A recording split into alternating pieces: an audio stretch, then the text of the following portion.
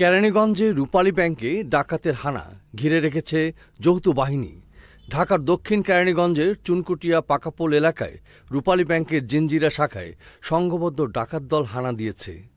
বিকেল 4:30টার শেষ খবর পাওয়া পর্যন্ত ব্যাংকের ভেতরে ওই শাখার ব্যবস্থাপক শেখর মণ্ডল সহ 8 কর্মকর্তা কর্মচারী জিম্মি অবস্থায় আছেন।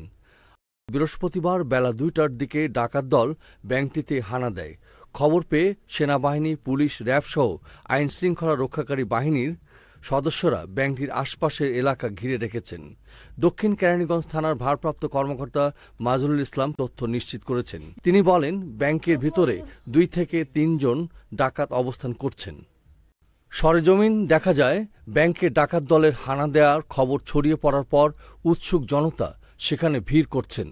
নিরাপত্তার স্বার্থে ব্যাংক সংলগ্ন মূল সড়কের উভয় পাশে যান চলাচল বন্ধ করে দেওয়া হয়েছে।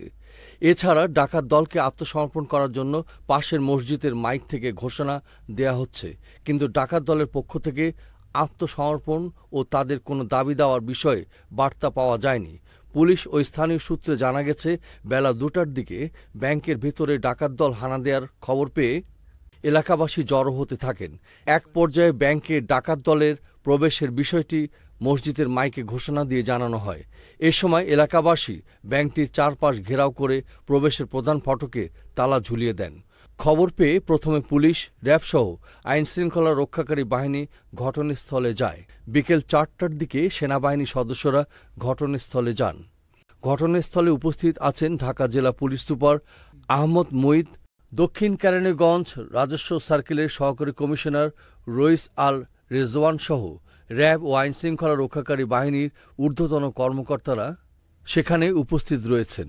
দিনভর নাটকীয়তার পর পরিশেষে কেরানীগঞ্জে রূপালী ব্যাংকে ঢুকে পড়া 3 ডাকাত আত্মসমর্পণ করলে তাদেরকে নিজেদের হেফাজতে নেয় আইনশৃঙ্খলা রক্ষাকারী বাহিনী। এস আহমেদ রাজ, ডেস্ক রিপোর্ট, এই সময় টিভি, ঢাকা।